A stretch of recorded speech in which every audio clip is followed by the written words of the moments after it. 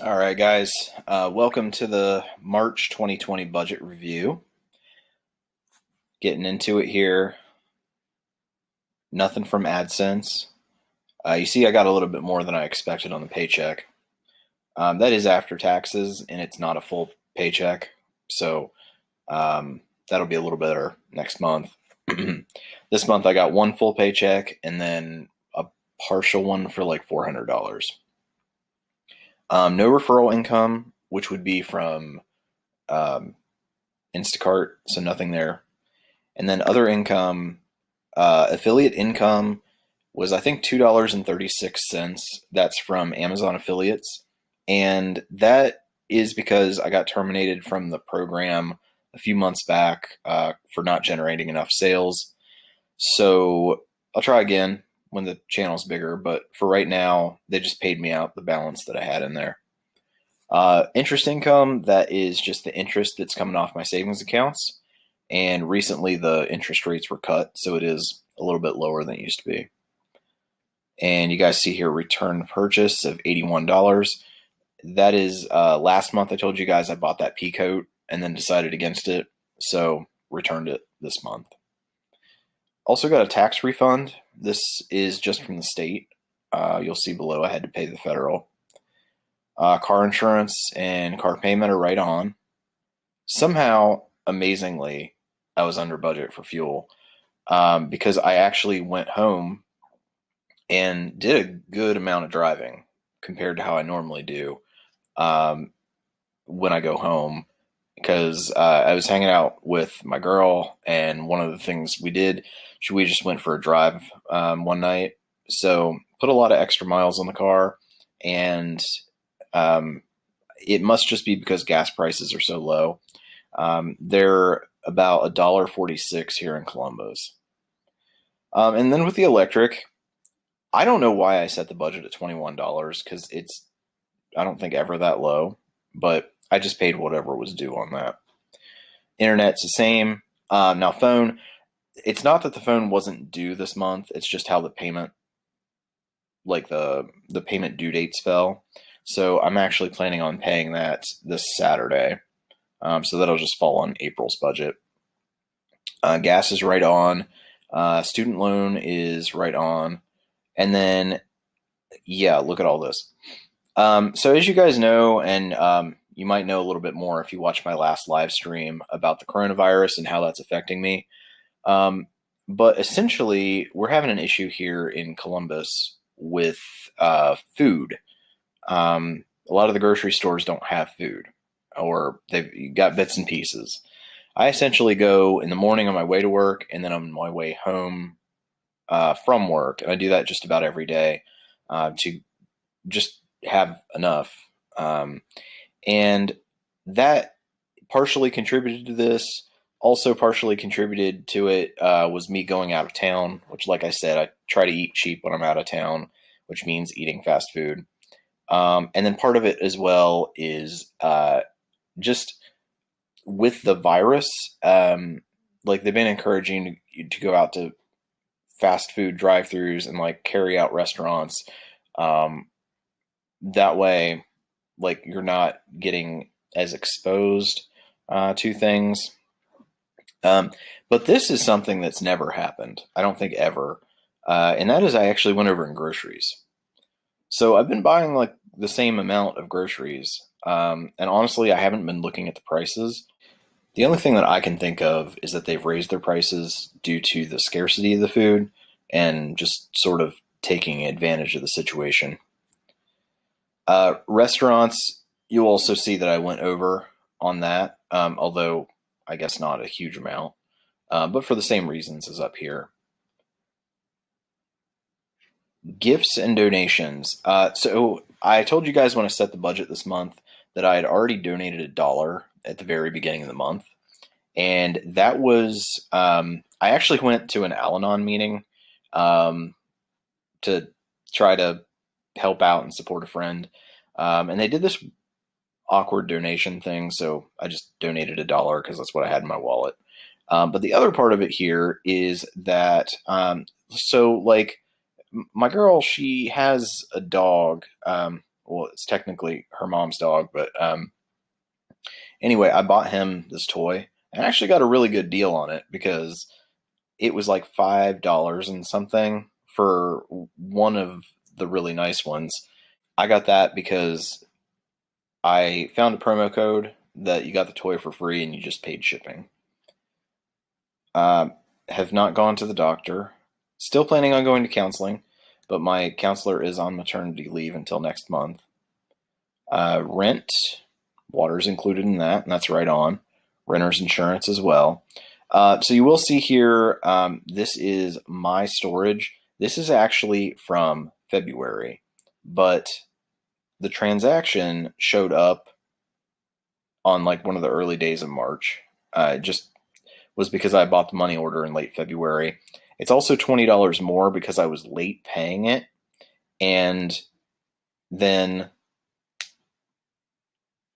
because I was late paying it, there's a $20 late fee. But you will also see that this is for February and I didn't pay March. Now I have the money, but I'm having an issue with my work schedule and with things being closed early because of this virus, that I'm having a really hard time getting to a place that sells money orders. So I still have the money in my account, but that means that I'm going to have a late fee and it's going to be on next month's budget. That is same with mom's here because you see I didn't pay that at all. So next week that comes due again. I'm going to have to pay this plus last month's and a late fee, and I'm going to have to pay storage and a late fee. So like I said, I have the money in the account.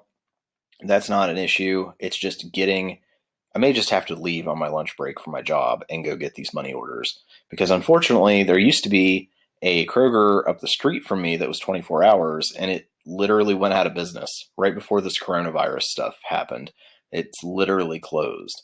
And the Kroger that is remaining somewhat near me closes at 8 o'clock. And then business expenses, I did actually have business expenses. I'm really not sure why it's not showing up here. I see. Okay. Well, I got to change that. So it's classified as business services. It should be under business expenses. Essentially, what that is, I had a screen protector on my phone, and because most of my videos are actually shot on my phone, although this one's on my computer, the screen protector started to peel off, and so there was this like cloudiness over the camera lens, and it wasn't appearing correctly. So I went and got this new screen protector. Fortunately, this one has a cutout over that front-facing camera on the phone, and then that way, if it starts to peel off again, which it is already doing, but if it starts to peel off again, it's not going to like make the videos cloudy. So that's why that's a business expense, is because it's used for filming. And then I did not buy any clothes. I can always use more shirts, and I'm going to have to get some shorts for when it warms up. So not hurting too badly for clothes. Again, this was mom's storage. So I did get my car washed, and that I got done in Columbus this time before I went down, and that's why it was a little bit more. It's just more expensive here. But you do get the free vacuum here, so it kind of balances out. Now, the reason I washed the car was just because I was going out with my girl, so I wanted to make it nice for her. Service and parts is actually two things. I had to replace a headlight, and my oil light came on, and so I had to get a quart of oil. Business services, again, this is actually supposed to be business expenses. I'll go back and recategorize that later. Finance charge of $51 is the interest that was charged to my credit cards. Service fee of $1, that was for my money order. Food and dining, now this one's a little weird because there are three things here. There are two transactions from Sheetz, which let me know in the comments if you know what Sheetz is. It's a gas station, but they have what's called MTO, which is like actually really good fast food. And the reason I didn't put it in the other food budget is um, when we were out, we stopped a couple different times at Sheetz and got sandwiches and various other things. Um, so it's not a fast food, it's not a restaurant, it's not snacks. I don't really know how to categorize it. And it wasn't all for me because I paid for hers too. And then also in there, um, my old coworker I was hanging out with, and she wanted to go to Insomnia Cookies, and I got a couple for myself, and I got some from her. So again, it's not really any of the three categories, and also not all of it was for me. And then snacks. This is a little higher than usual. Normally it's around 20. But I did get beef jerky from the gas station, and that itself was like 6. And then I did have to get a prescription. Don't worry, I don't have corona. I just had something that I had to get a prescription for. And yeah, I wish I got a massage. This is actually 2 separate $5 transactions. One of the malls around here has those massage chairs, and I had a weekend day off, and I went and did that while I was at the mall. Now the shopping, this is all stuff from Target. And I apologize to you guys. I normally try to recategorize that before I make the video, and I forgot. But what this breaks down to is a couple of, like, probably 2 or 3, like, household type things. It's all, like, personal care and um, home supplies would be what it breaks down as. And then you see here federal taxes. So I did get a refund on the state, but I had to pay my federal taxes. So I owed 108 there. And the hotel, you see it's only $32.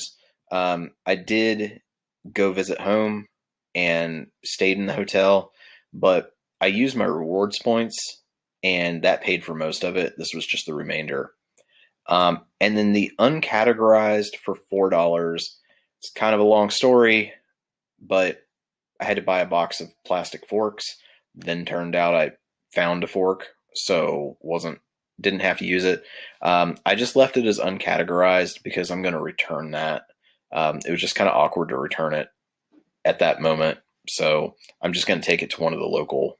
It was at CVS, so I'm just going to take it to a CVS here and return it. And then you'll see here for goals, this is what I had budgeted. And I had the 112 as the goal amount for the emergency fund. And you'll see here that I actually exceeded that. Here we're taking a look at income for this month. As you can see, this is my new job, and the money that I made from there, so 85%. 10% was a state tax. This was the return purchase, so doesn't really count. Then you've got the Amazon Associates and the interest that's paid. So one thing that you do notice that's missing here is TaskRabbit, and that's because all of the venues where I would do my TaskRabbit gig are actually closed. So that's probably going to be through April and May as well. So I won't have that income coming in. Here is the net worth graph. We'll zoom in here. So as you can see, this is December, this is January, where there was that big spike because I got that severance pay. And then February, where I had no pay, so I was just spending through the severance. And then here's March. So if you look here, it is slightly lower than last month. And then if you look and compare it to December, we're slightly ahead of where we were in December, which was the last normal month as far as income. But also check out here, relatively there was a pretty good drop in debt. So we'll take a look at the numbers that are at least auto-generated here. And you see, we had a pretty good drop in overall debt here, roughly $500-600 difference there. And you'll see here that it's currently calculating it as the net worth going down. And it did look on the graph like it's slightly down.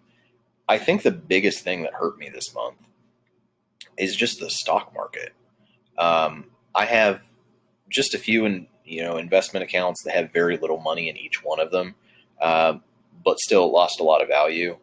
And I can tell you my one IRA that I have to put in here manually, I lost $700 in value just this month because just the stock market has been so bad.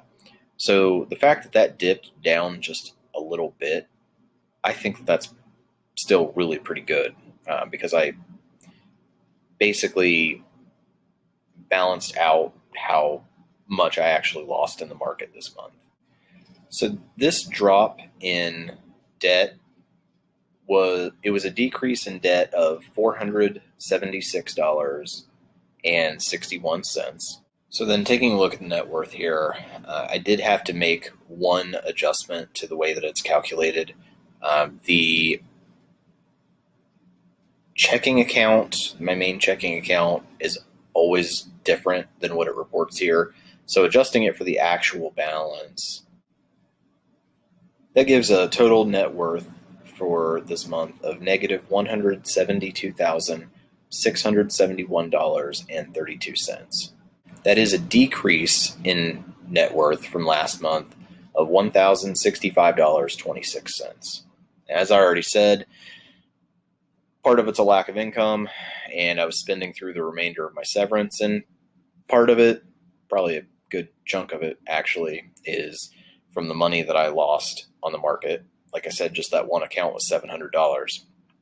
On top of that, I did put over 1,000 miles on the car this month. So that has adjusted the value of the car and has depreciated. So that's part of it too. So looking forward to next month, when I get the April budget together, it will be a little bit more of a normal month, at least in terms of having steady employment and complete paychecks coming in. It'll be the first month that is complete in that way since December, so the first of this entire year, that I'll have a full income, minus TaskRabbit, that will still be closed. But for the most part, and I will be getting income from YouTube next month as well. So I think we kind of got through the rough patch there, and now I'm just getting to the point of getting stabilized again. But anyway, that's where it's at for right now. And one big piece of information is I now have my small credit card down to $412. So I'm really tempted to just pay that off when I get paid this Friday. At the very minimum, I'll make an extra payment toward it. I made about $100 extra payment this month toward it. Really close to getting that done. And that eliminates a $31 monthly payment. So looking forward to that.